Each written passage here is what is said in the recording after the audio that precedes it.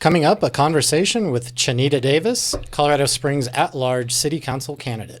This is 6035 Media.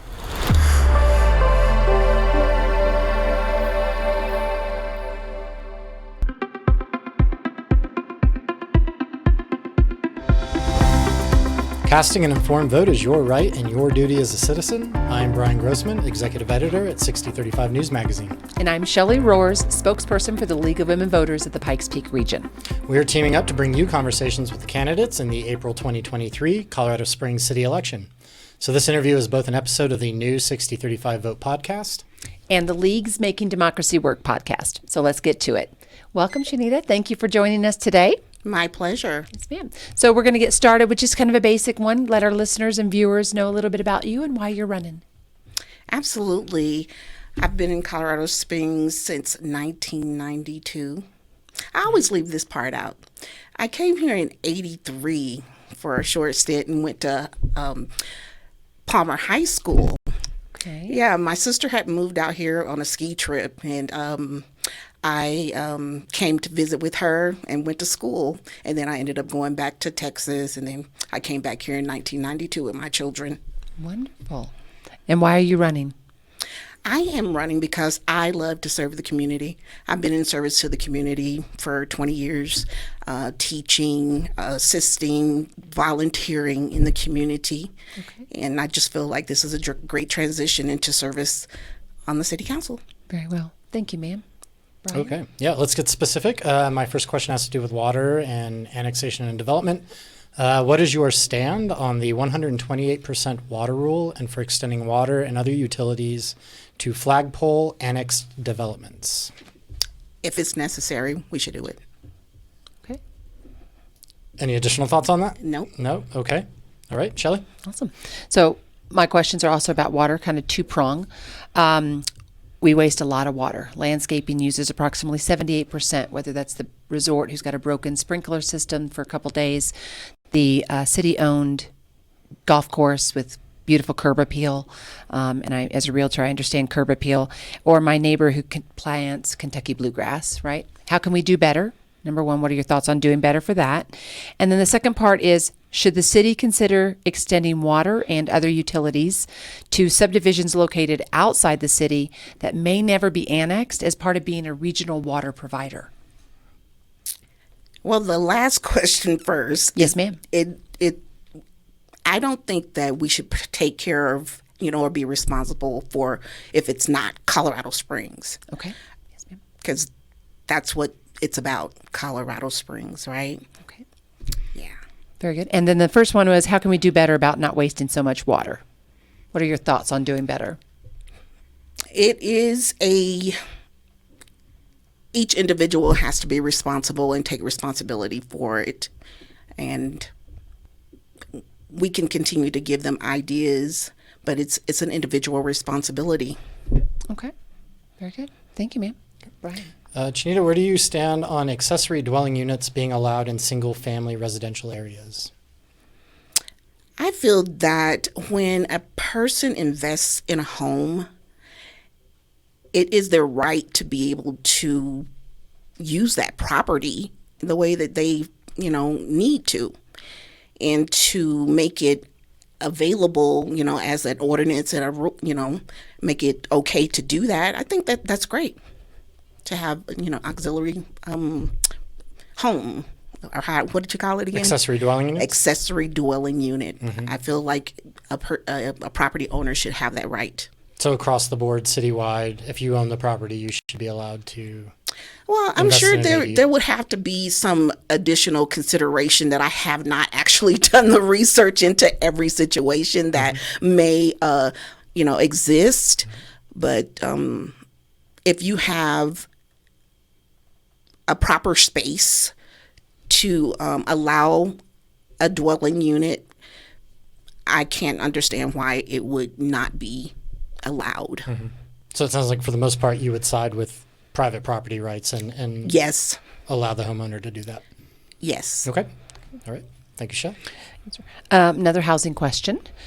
Affordable housing, whether it's affordable housing attainability, affordable housing crisis, whatever you want to call it. We have affordable housing issues. There's townhomes right down from me, brand new, going up for $400,000. What are your plans to address that? Being new in this whole Yes, ma'am. housing issue, my ideas are quite simplistic because there are some variables I'm sure I don't have. But I do feel that a way to lessen the need for people to be able to live indoors would be to offer incentives to property owners whose property has been sitting vacant for 2 or 3 years. Why would you want your property to remain vacant? I can't understand that. But so why wouldn't we have some kind of incentive to use that property to house people? And the type of program that I see would be that we would first do an intake on a person who is experiencing issues with housing, and that they are employed, that they do keep a job. And if that's the issue, that they're not keeping a job, that's a different issue. Right. But a person that has a job should be housed. A person that has an income should be housed. So I know we're smart enough to develop temporary housing or a proper dwellings for people who are having a challenge with housing. Yes, ma'am. Thank you. Bryan. Okay. Colorado Springs Police Department is short approximately 70 officers from its authorized strength. And this is while crime, homicides, and car crashes are on the rise. How would you address public safety and specifically the shortage of officers at the police department?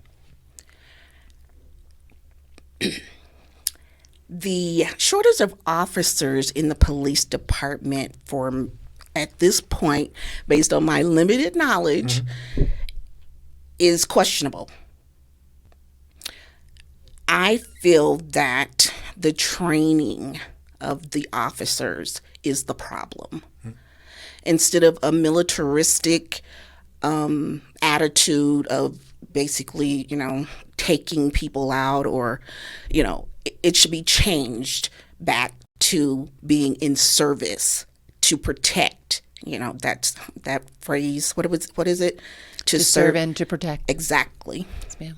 That's what we should think of, and that's a type of treatment or how can I say? Well, that's what we should be able to expect from police. Mm-hmm. So you don't think there's an officer shortage issue? You think it's a training issue? Yes. Okay. All right, Shelly.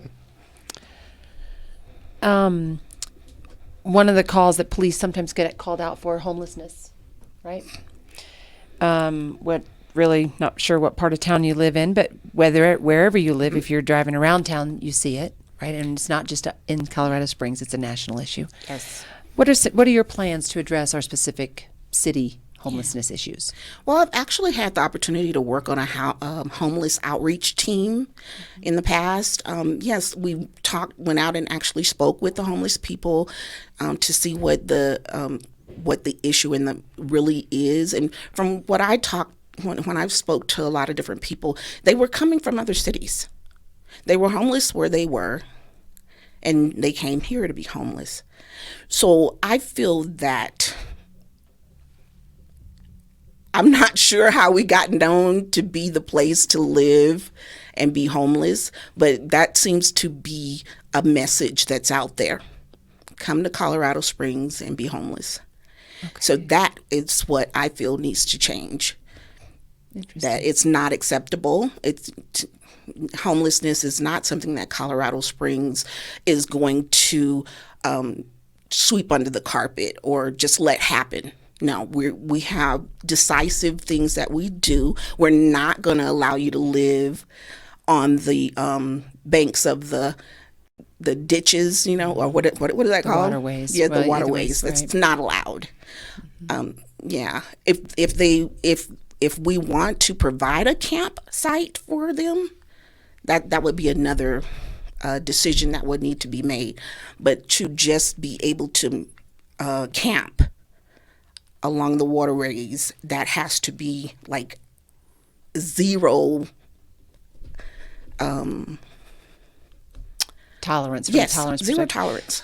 So kind of a follow-up question, though, from what you mentioned. So you would support, like, if there was a camp specifically designated, that would be something that you would support? I would support that. Yes, ma'am. Okay. Thank you. Bryan. If you were elected, do you foresee asking the voters for any tax increases or additional fees? At this time, I can't see. I actually haven't crunched the numbers to see, where all the money is going. I have read the budget, but not being an accountant or, just I couldn't say. Okay. And I don't foresee it. I can't foresee it. Okay. Shelly? City council members get paid $6,250 a year. One of the things that the league has worked on for many years is raising city council pay. Not one of the most popular opinions, I will say that. What is your thoughts on raising city council pay to a reasonable amount to be inclusive of others who don't have the ability to do this as a full-time job, as their only job, like retirees?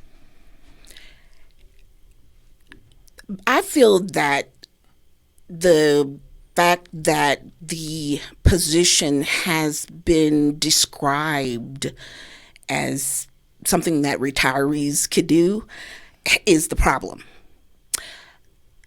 When I learned that the schedule was you go to work on Monday at 10 and you're there until about 2, and then you work all day on Tuesday, and then you have several meetings throughout the month, I didn't find that to be, anything that a person that worked, to take care of themselves could not handle. So you do not support the increase in pay then, is that correct? Is that what I understand? I'm not sure. I really can't say whether I do or don't. When it comes to the actual numbers on things, I haven't really crunched the numbers to say, okay, well, everybody across the board that serves on the city council should make, X amount. Okay. Thank you. Oh, go ahead, because the next one's the lead question, My second, right? yes, sir. Yep, Okay, so my next, I'll defer.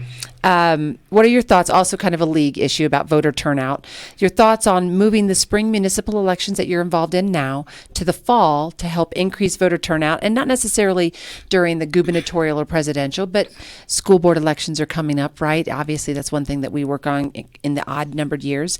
So help increase voter turnout by moving them from the spring to the fall, and also possibly saving the city up to $600,000 per election year. What are your thoughts there? From what you just told me, that sounds reasonable. Okay. So you would support it? I would. Yes, ma'am. Thank you. Great. All right, Chineta, we're out of specific questions, so maybe you could take just a couple of minutes to wrap us up and let voters know why they should vote for you. Well, I am a formidable candidate. I consider myself a person who is able to learn and take instructions. I also I like to work with groups, and I feel that I can continue to help Colorado Springs grow in a way that it's going to benefit our grandchildren. All right. Well, thanks. You've been watching or listening to a joint podcast effort by 6035 Media and the League of Women Voters of the Pikes Peak Region. Be sure to follow Making Democracy Work and check out lwvppr.org for more information about our candidate forums in March. And keep checking in with 6035 Vote to make sure your vote is an informed one. This podcast is produced and directed by Dave Gardner. I'm Bryan Grossman, Executive Editor. And I'm Shelly Roehrs, spokesperson for the League of Women Voters of the Pikes Peak Region. See you next time.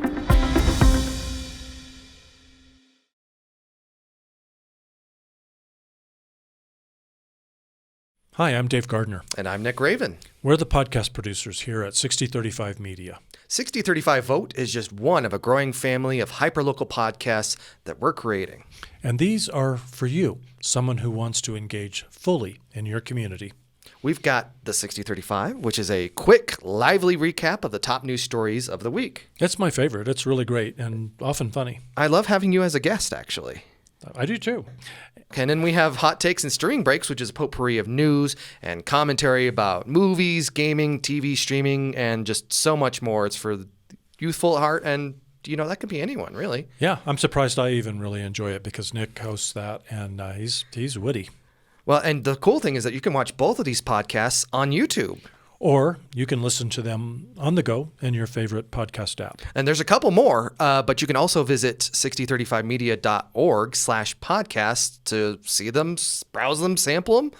And then subscribe to the ones that you like. And then subscribe to this YouTube channel. Yeah. And if you really love it all, like we do, you can just subscribe to the 6035 Podcast Network podcast, which is a conglomeration of all the episodes, all the brilliance and humor that emanates from the studio. Absolutely. And there's a lot of it. So like and subscribe today and go listen to them all or watch them. What he said. Good. Thanks. Got it? That wasn't so painful.